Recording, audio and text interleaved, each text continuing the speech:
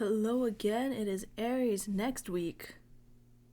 But I'm reading this like 2 days after I've read the last chapter, so I know what's going down before you do. Haha. um anyway, this is volume 2, chapter 5. Um yeah, I've got nothing to preface this with. I think we'll just go straight into it. Chapter 5. Hidden Danger. The first day or so, we all pointed to our countries. The third or fourth day, we were pointing to our continents. By the fifth day, we were aware of only one Earth.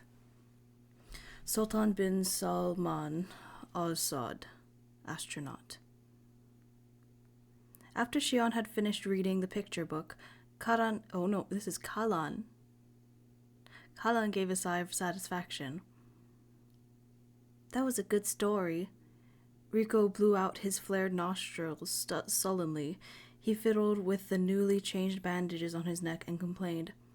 Well, I didn't think it was good. Stories about rabbits are boring. Then what kind of story do you want to hear, Rico? Shion asked. Rico paused for a moment of thought. Oh, a story about bread, and one about soup and fried sweet potatoes. You must be you must be hungry, Rico. Kalan turned to Shion and nodded. He's hungry all the time. Rico gets more hungry than anyone else. Just a minute then. I think I've got some soup. Was there any soup left for him? A bowl full of soup that could sate Rico's empty stomach for a short while. Kalan stood up. No, thank you. It's okay. We have to go home now. She took her little brother by the hand and made for the door. She stopped, turned, and spoke in a small voice. Thank you for reading to us. You're very welcome. Can we come again tomorrow? Of course. Okay. A smile spread across Kalan's face, and she half dragged Rico out of the door. Nezumi stretched in the shadow of a pile of books. Stupid as always, aren't you? Stupid? Me? They say the biggest idiots are the ones who don't realize they're idiots. I think there was a proverb like that. Nezumi stood up and draped the superfiber cloth around his neck. You tried to give a handout to the kids. You tried to give them leftover soup. Is that a stupid thing to do? Those kids came here to be read to. They didn't come to beg. If you can ensure that Rico will never starve again, that would be fine and dandy.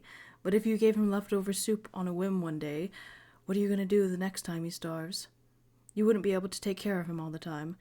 If you're going to be irresponsible and abandon him halfway, it would be better not to give him anything at all in the first place. Colin has a better idea of how things work. That girl is bright and dignified. She knew to refuse your half-hearted and reckless charity. Shion sank into the chair. Nezumi's words always inflicted him with pain. It felt like his skin was being torn from his very body. He could almost hear the sound of his flesh being ripped from him. His foolishness, his arrogance, his heedlessness, his outward vanity stripped from him. He was left naked, superficial and pretentious, his real self. Nezumi strode in front of him and continued to speak while he pulled on a pair of gloves. There's a second example of your stupidity. Want to hear it? Sure, tell me. You made a promise for tomorrow. Is there something wrong with that? There's no guarantee that there's gonna be a tomorrow. Shion took a deep breath. So you're saying that I can't be sure that I'll be alive tomorrow to read a book to those children? Yeah. See, you're starting to pick up on things more quickly. You're on the Bureau's wanted list, and you went wandering around yesterday. I wouldn't be surprised if the tracking satellites have got you already. Maybe the guys who have nothing better to do over at the Security Bureau's Law Enforcement Division are heading over here right now. If they are, then you can forget having to read aloud tomorrow. At best, you'll be in a solitary cell in the correctional facility. At worst, you won't even be able to speak, because you'll be dead. Shion was gazing at Nezumi's leather-gloved hands. Even when he was speaking crudely, his movements were still graceful. Shion wanted to imitate him if he could. What? Nezumi said. You're spaced out again. Oh, sorry. You really have no sense of danger, do you? I think even a newborn fawn would be more cautious than you. Nezumi, I don't want to hear it, he said abruptly. I'm going to work. Do the city authorities really intend to capture me? Nezumi stopped. This place is adjacent to number 6, Shion continued. If they really set out to catch me, it wouldn't be hard for them at all. No, not even just me. You're a VC on the run too, aren't you? And unlike me, you go walking around outside all the time. Number 6 tracking satellites are able to keep detailed surveillance on one location from their stationary orbit. Uh-huh. So I'm wondering why. The authorities aren't serious about trying to catch us.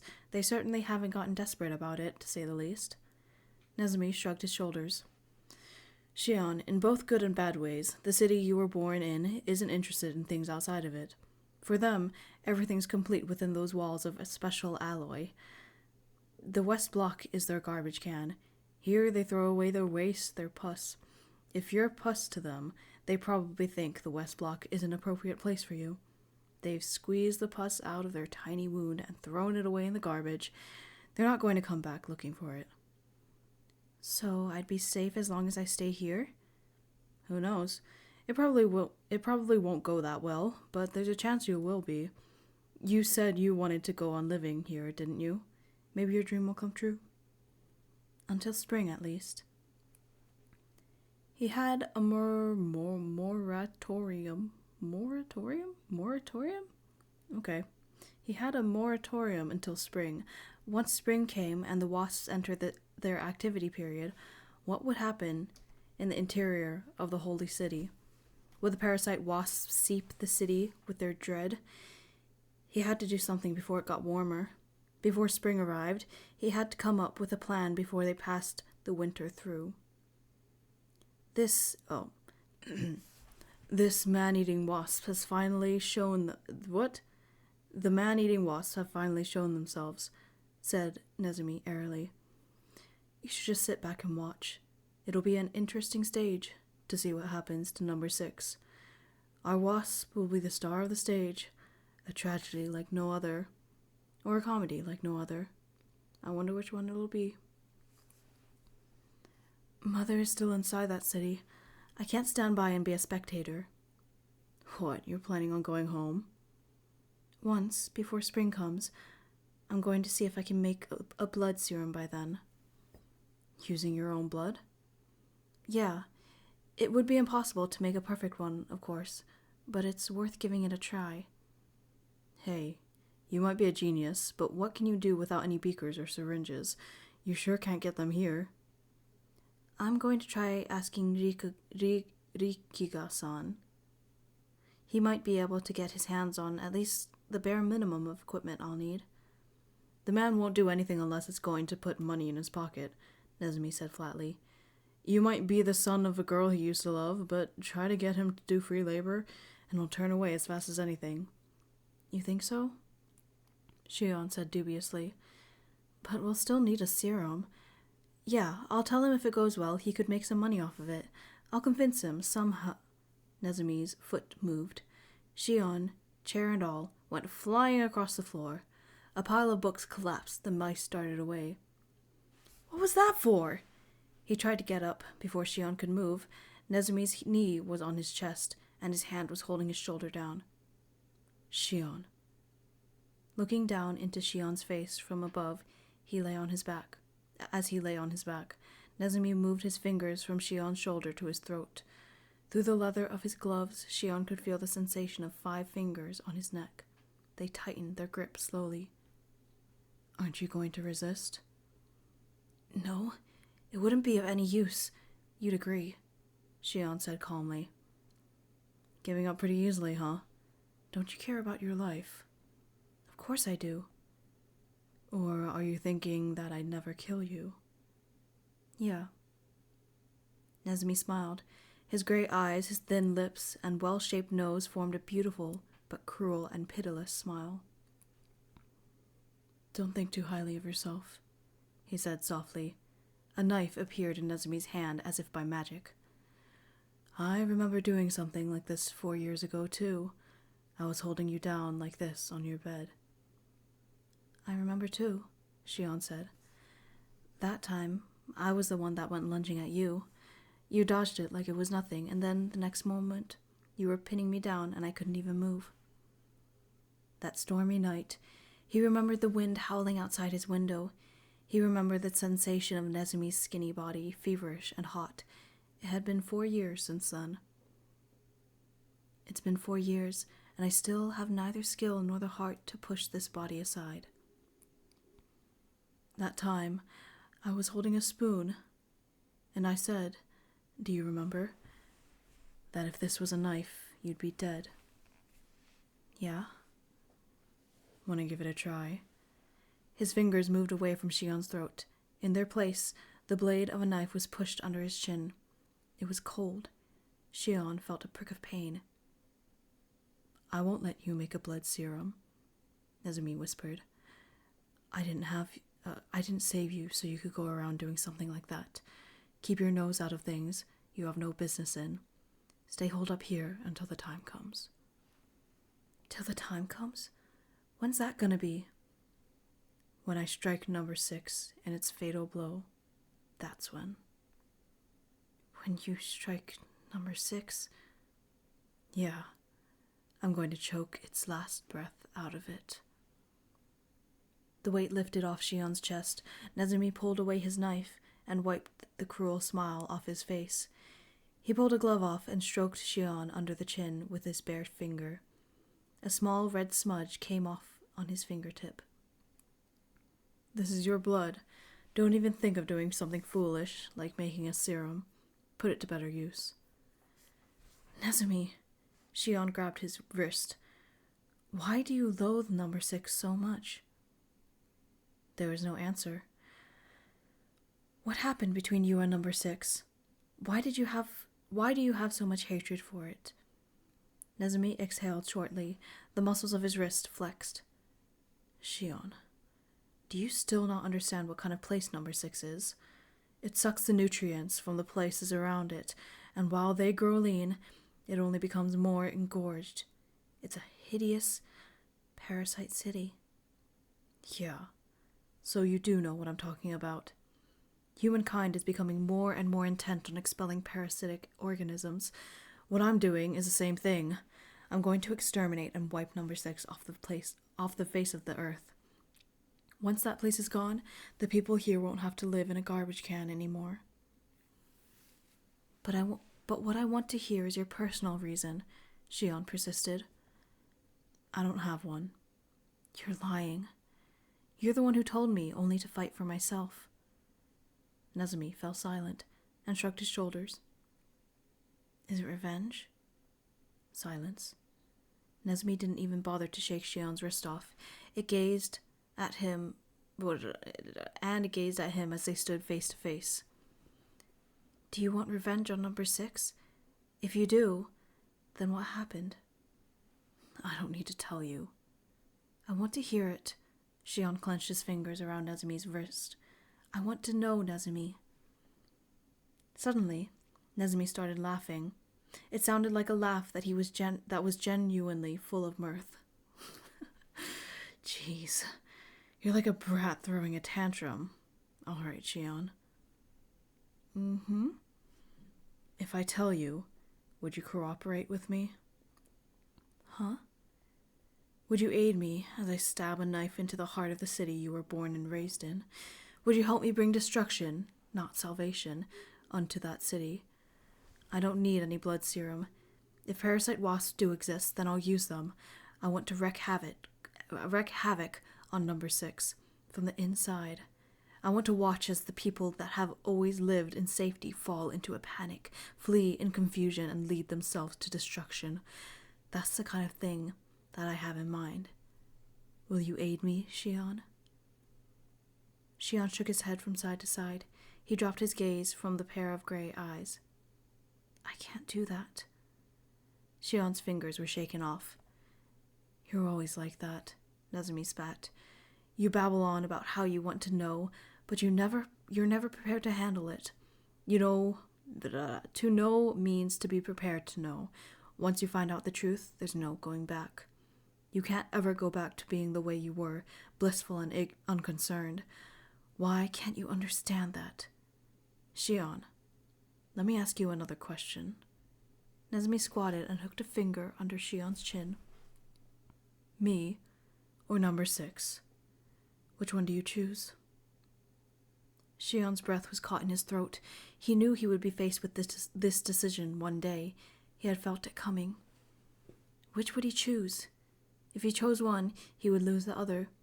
He didn't want to go back to number 6 in that sense. He had no attachments whatsoever left in the city, but with people, it was different.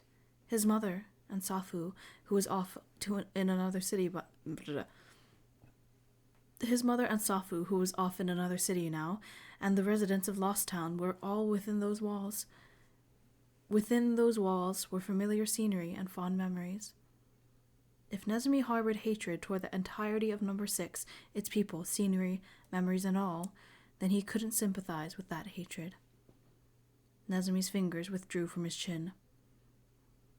You love number 6, and I hate it. That's why, one day, we're going to be enemies. It was a murmur that stabbed at his heart. I have a feeling that we will, Nezumi said quietly. He had said something similar before. That time, too, Shion had said that he wanted to know. He had wanted to know how Nezumi grew up. He wanted to know about you. I want to know about you, he had said, and now he was receiving the same answer as he did that time. We're going to be enemies. But that time, there had still been laughter in Nezumi's eyes, and his voice had been light with jest. But now, it was heavy. A darkness hung over the statement, and its weighty reality sank deeper into Shion. It was Nezumi's honest answer. Someday, we'll be enemies. Nezumi rose to his feet and looked up at the clock in the wall. Crap, I'm late, he said to himself. The manager's probably pissed off. He turned back to Shion. His voice and his eyes were wiped clean of any shadow of murderous intent. His gray eyes were bright, and his tone of voice was casual. Nezumi. Yes, Nezumi said unconcernedly. Mama's going to work now. Little lamb, you are in charge of the house while I'm gone. A scary wolf is going to come by, but whatever you do, you aren't allowed to open the door, okay? Don't underestimate me, Nezumi said quietly. Shion said quietly. Nezumi's expression hardened. He drew his chin back a little and knitted his brow. What did you just say? I said, don't underestimate me too much. Are you offended because I called you a little lamb? Then why don't I give you the role of the little Red Riding Hood, cute and innocent Red Riding Hood, oblivious to doubts and caution. She ends up being eaten by the wolf, a perfect role for you. I'm not going to be provoked. You can't condescend me at all. You can condescend me all you like, but I have something I need to tell you. Sometimes there are things I can see that you can't. I don't understand what you're saying, Nezumi said bluntly. Oh wait, that's supposed to be your usual line, right? You put everything into dichotomies, Shion continued, ignoring Nezumi's comment. You either love or you hate. You're either friend or enemies, outside the wall or inside the wall, and you always say you can only ever choose one of them. Of course, if I stood there at the fork in the road, wasting time trying to decide what to do, I'd wither away. That's what cowards and traitors do. You can't run away forever. Someday you'll have to choose one over the other. Don't you think there could be a third way? Third way? Yeah. Shion, what you're saying is incomprehensible, Nezumi said irritably. What third way? Instead of destroying number 6, what if you made it disappear? Don't you ever think about that? Nezumi put a hand to his cheek and took a deep breath. He was restraining himself from letting it show on his face, but Shion could tell he was agitated. Shion took a step forward. Tear the walls down. Get rid of them. You mean number 6's barriers? Yeah. Without its walls, number 6 as a place will no longer exist.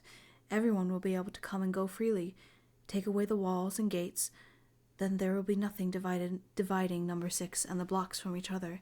And Nezumi burst out laughing. He bent over, holding his stomach.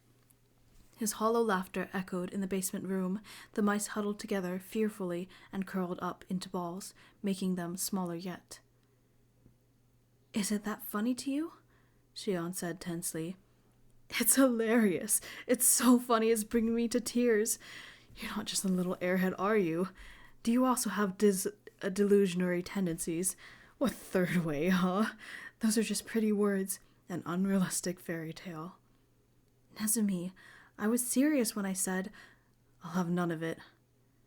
There was not a remnant of a smile left on his face as Nezumi said those words. We can't have that place disappear so easily just yet. We have to let it keep being the way that it is, let it dress itself up and eat a belly full of good food, let it grow fat. I can just imagine how great it must feel to slice that belly open with one blow. I'm going to pull out all of its gorged innards and expose it to the light. I can't wait. Yeah, spring is going to be great. I'm quite excited. Shion lifted his chin and clenched both hands into fists at his sides. I don't care if you laugh at me. I still think it can be done, he said defiantly. I want to believe that it's possible. You're just looking for an escape route, Nezumi shot back. You're looking for a way to avoid getting hurt. Say, if you do get rid of the walls, you won't get any kind of heaven. It'll be hell. Tumult, disorder, fighting, looting. You don't know how much these people have been oppressed until now. You don't know how many people have been sacrificed so that city can be where it is. You don't know, and that's why you can spin fairy tales like that. Shion, it can't be done. It's not like mixing paint. You can't mingle them together and make them one. Either one will have to destroy the other. That's the only solution. That's what fate has set out. Love and hatred, friends and enemies. Those within and those outside the wall. And you and I. They can never be as one, and neither can we. End of part B. Shit, Nezumi. Damn. That's a good monologue, though. That's a nice monologue. Ugh. He sure knows how to do his job, I guess. I guess it's not his job, it's like volunteer work, pretty much, but... Damn, okay. Part B. Let's go. You don't know until you try. For one thing, I know I wouldn't become your enemy. Ever. No matter what happens, even if I'm killed, I would be on your side. Just pretty words. It's my resolve. It was his will, and it was unwavering. In order to know, you had to try it first. He believed that human souls, when faced with a dilemma, would ultimately choose peace over war, songs and scriptures over weapons, and love over hatred. It wasn't a fantasy. It was hope. I still haven't abandoned hope. I want to find a road that you can't see and point it out for you. Nezumi averted his gaze. He kicked the chair leg with the tip of his shoe. This is Nezumi. It pisses the hell out of me sometimes when I'm with you. Your head's full of naive and idealistic theories, and you talk as if you're actually serious about them. You wouldn't listen if I wasn't serious about it. That's enough, said Nezumi curtly. Just shut up. He began working at setting upright the chair that he had kicked over, and lightly thumped the faded cushion seat. An idealistic armchair theorist like you should just sit here all day long, ignoring the world outside and mull over this and that inside your head. Don't talk to me anymore. Don't make me any angrier than this. Nezumi, Shion began. I don't want to hear it. Listening to you makes me sick. Sick and tired. Damn it. If I knew you were such a chatterbox, I would never have brought you here in the first place. I'm not a chatterbox. I actually don't like speaking to people that much. Then all the more reason for you to shut up. But I can't just shut up. I can't sit here, close myself off to the world, and sever myself from the world outside. I have to talk to you, listen to your story, and search for a way that we can go on living together. I don't want to live like this anymore, plugging my ears, keeping my mouth shut, closing my eyes. Nezumi, you were the one that made me feel that way. Pry your hands away from your ears, you said. Open your mouth and will your eyes to see. Those were your words, and now you're telling me to shut up. You're telling me you don't want to hear it? Damn. Those 2 paragraphs were in Shion's head, by the way. It's in italics, so that was not out loud. Try to make that as clear as possible, but it's kind of hard to... it's a little tricky.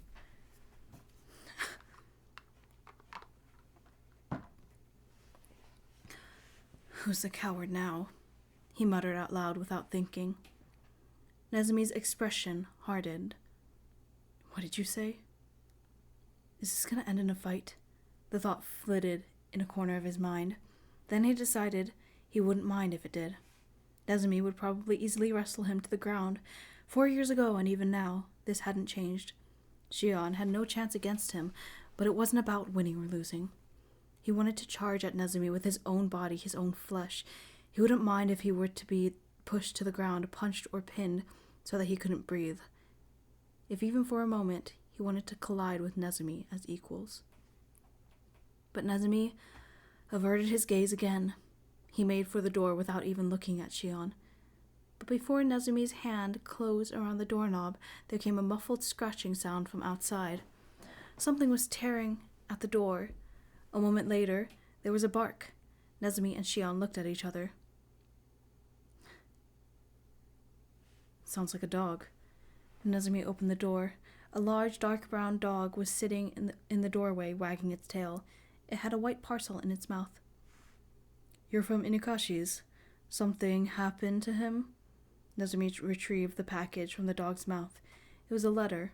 Nezumi read it, and the corners of his mouth relaxed. Shion, there's a job request for you. Shion ran his eyes through the letter that was passed to him. It was nearly illegible. The paper itself was yellowed, old, and wet with dog saliva, and the handwriting meandered all over the place, but it thrilled Shion's heart more than any other letter he had received. Readers know, oh boy, let's see if we can read this. Okay. It says, Hey Shion, feel like working? It's a dog washing job. I need some help. If you want to do it, follow this guy. As long as he's with you, the disposers won't do anything funny. See ya. Oh, P.S. This guy said you're made for dog washing, and then your is not spelled with the R-E. Which is pissing me off a little, but, that's fine. It's Y-O-U-R is how it's spelled. Okay. What's dog washing? It's just how it reads. You wash dogs, the ones that Inukashi lends out for heating. They're the big, quiet ones with long fur. There must be about 20 of them altogether. He gets customers sometimes that don't pay because they complain the dogs are smelly or have fleas. So once a week on a sunny day, he takes them out for a wash. So, what are you going to do? I'll go, of course, Shion glowed. He's asking me if I want to come work. It's my first job. I actually have a job now. Oh, you stop gushing, Nezumi said with a grimace. Man, you really are easy to please, aren't you? Nezumi, should I take anything with me? Do you think I'll need soap? You probably won't need anything. Just beware of men and women who pull you into alleyways, I guess. If that dog is with you, I don't think you need to worry. I'll go with you part way. Speaking of which, I do want to see your workplace one day, and see you on the stage. Don't get your hopes up. The dog barked. Thank you, Shion told him. Thanks to you, I've been able to get my hands on my first job. I'm all yours. Take me there. The dog wagged its tail as Shion crouched down toward it and licked him under the chin. You're licking my wound for me? You're a nice boy. Dumbass. He only licked it because he smelled blood. I don't think so. He did it because he was concerned about me. But whatever the reason, he's certainly nicer than you, Shion said wryly. Don't compare me with a mutt, Nezumi said sullenly. He looked genuinely disgruntled. The way he stuck his lip out brought back a fleeting image of his face 4 years ago. It somehow made Shion want to laugh, and for some reason, made him feel nostalgic. What? Nezumi said. What are you grinning about? Nothing, Shion said mildly. Just noticing you've still got a childish part left in you. It made me kind of happy. Huh? Never mind. All right then, he said briskly. Lead the way. He petted the dog lightly on the back, picking up the cue. The dog bounded up the stairs. Shion followed after it and exited the basement room. The sun was bright in his eyes. I see. A day like this would be perfect for dog washing. He tilted his face up to the sky and breathed in deeply. It looked like Shion's figure was being sucked into the light. Whenever Nezumi crawled out of his dark hole, the light always stabbed at his eyes. He didn't like bright places. Places filled with light always turned easily into areas of danger. He knew this well from experience. He couldn't be like Shion and fully accept the light without hesitation. Friends and enemies. Outside the wall and inside the wall, love and hatred, light and dark. I told you, didn't I? They can never coexist. I've told you so many times and you still don't seem to get it. He swallowed a sigh that was halfway up his throat. The lump sank deep down into his chest again. As Nezumi was about to lock the door, a mouse came rubbing itself against his foot. You're back. He scooped it up in his hand. The mouse seemed exhausted. Its grape-colored eyes were bleary. You've worked hard. Rest up. The mouse shook its head and spat a capsule onto Nezumi's palm. There was a light blue piece of paper inside. A reply, huh? If it was, Shion would rejoice. Today must be a lucky day for letters. Just for an instant, a blackness flitted across his heart. A black thing. It had no form, it was only dark. Uncertainty, a bad premonition. A dull pain throbbed in the back of his head. His ability to smell impending danger or calamity was something he had since birth. Thanks to this ability, he had been able to escape numerous times, in some instances by a mere hair. The contents of this capsule carried a bad smell. It smelled like the first step towards something that would chase him into destruction. He opened the capsule. The paper was scribbled with what looked like Kadan's handwriting. Safu was taken away by the Security Bureau. Help. Signed K. The pain got worse. Nezumi screwed his eyes shut and leaned heavily against the door. Safu. It was that girl. Why was she... Wasn't she an elite, just like Shion? Just like Shion. Which means she was taken in place of him? The second scapegoat? But he didn't know for what reason. Why do they need a sacrifice? Shion was framed as a murderer to cover up what the parasite wasp did. They should only need one perpetrator, so why? Why do the authorities want another sacrifice? Why? Either way, if that girl is the second sacrifice, she hasn't been taken to the Security Bureau. She's headed for the correctional facility. A mouse takes half a day to get back from No.6. There's no more time. She's probably been imprisoned in the correctional facility already. Why were they eliminating so easily a gifted curriculum student that had measured, carefully selected, and spent considerable funds and time to raise? Why? Why? What was going on? What are they hiding? What's about to happen? Nezumi slowly brought himself upright. He didn't know. It was a mystery. But now was not the time to be solving puzzles. He had an important decision to make. What to do with this? If he showed the scribbled note to Shion, he would probably head right for the correctional facility without even knowing what kind of place it was. He would go with the single intention of rescuing Safu. A sheltered simpleton of a little boy like him would never be able to let a friend's death go unheeded. If he could prevent it, it was reason enough for him to go diving headfirst into the nest of venomous snakes. he would willingly embark on his own death. Or do I crush it? It was very easy to do. This girl, Safu, had nothing to do with Nezumi. She was a stranger. It wasn't any of his business what should happen to her. He could leave things be and it wouldn't matter. Nothing would change. But if Shion died, something within him would change greatly. He didn't want to see Shion die. He would probably suffer. Not Shion, but he, Nezumi, would suffer from having to live and stand before Shion's corpse. He would be experiencing the same suffering again of being broiled alive in hellfire. You've got to be kidding me. I've had enough of this already. He didn't want to lose him. He didn't want to experience the remorse of having been the one that lived.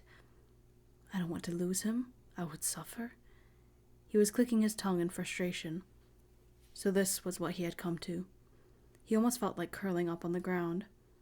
He had rescued Shion from the hands of the Security Bureau to return the debt that he owed him. That was it. He never wished to be attached to him. Shion wasn't the only one.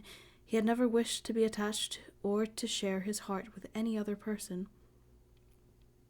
Feeling for others were even more dangerous than a light.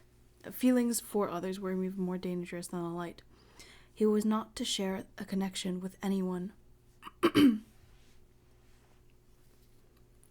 Whether it be with a man or a woman, he was only to develop relationships that could be severed easily. Never open your heart to anyone. Don't believe in anyone but yourself. The last words of the old woman. He was turning against them again. I don't want to lose him. I would suffer. Nezumi carefully folded Karan's memo again and stuffed it inside the capsule. He was used to loss. He was used to suffering, wasn't he? Even if Shion did die, perhaps he wouldn't moan in agony over his gaping loss. Even if he did, perhaps it would only be for a short while. He would be able to use his bed and shower freely. He wouldn't have to worry about making enough soup. He wouldn't be pelted incessantly with questions or be spoken to. He would be released from having to look up halfway through a book to lend an ear to the other's words, and to give an answer while trying to restrain his irritation. He would go back to his normal life. That was it. He should just pass the memo, capsule and all, to Shion, and then turn his back on him. On a whim, Nezumi opened his door again. Before him was his room, filled with books and sparse furniture. The basement chamber, surrounded by thick walls, was a nest that suited a rat like him well. The room looked barren and dark.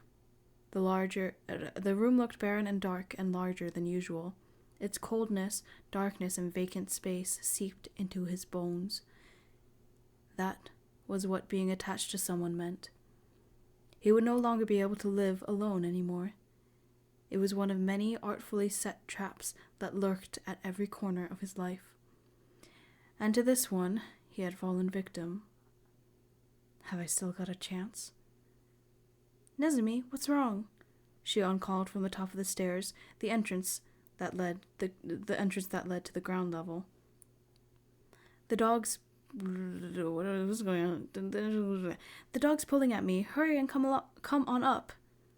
His shadowy figure floated up against the glare of noon. Have I still got a chance? Shion, will I still be able to live with you? After some amount of suffering, would I be able to detach myself from the trap you've become? Would I be able to sever you? Nezumi? The voice from above dropped apprehensively. Nothing, I'm coming. He closed the door. He heard the dog bark. There was light, the rustle of a breeze. Nezumi wrapped the superfiber cloth around his neck again and ascended the stairs step by step. He kept ascending to the ground above. End of chapter 5, and I believe that is also the end of volume 2.